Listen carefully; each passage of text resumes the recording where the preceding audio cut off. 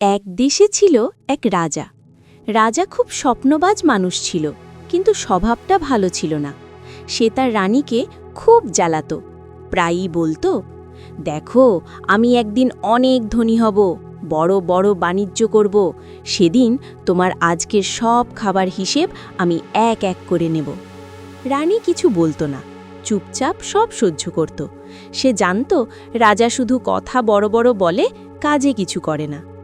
একদিন রাজা সত্যিই সিদ্ধান্ত নিল, আমি বাণিজ্যে নামব। সে কয়েকজন ব্যবসায়ীর সঙ্গে দূর দেশে গেল। যাওয়ার সময় রানী শুধু বলল, সাবধানে থেকো আর মানুষকে সম্মান করতে শেখো। রাজা মাসের পর মাস বাণিজ্য করল। কখনো লাভ হলো, কখনো ক্ষতি। ধীরে ধীরে সে বুঝতে পারল, বাণিজ্য শুধু টাকা নয়, ধৈর্য আর হিসেবেরও খেলা। অনেক কষ্টের পর একদিন রাজা সত্যিই ধনী হয়ে ফিরল। সোনা, রূপা, দামি কাপড় সব সঙ্গে করে আনল। ফিরেই সে রানীকে ডাকল আর হেসে বলল, আজ তোমার সব খাওয়ার হিসেব নেব। রানী শান্তভাবে একটি খাতা এনে সামনে রাখল। বলল, এই নাও হিসেব।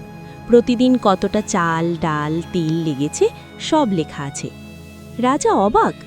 সে খাতা খুলে দেখল সব হিসেব এত সুন্দর, এত নিখুঁত যে 1 টাকারও ভুল নেই। রাজা তখন লজ্জায় মাথা নিচু করল। বলল, আজ বুঝলাম রাজ্য আমি চালাই শক্তি দিয়ে, কিন্তু সংসার তুমি চালাও বুদ্ধি আর যত্ন দিয়ে। সেদিন থেকে রাজা আর রানীকে জ্বালাতো না, বরং বলতো, আমার সবচেয়ে বড় সম্পদ তুমি। শিক্ষা: বড় কথা বলার চেয়ে দায়িত্ব বোঝা বড়। সম্মান দিলে তবেই সম্মান পাওয়া যায়।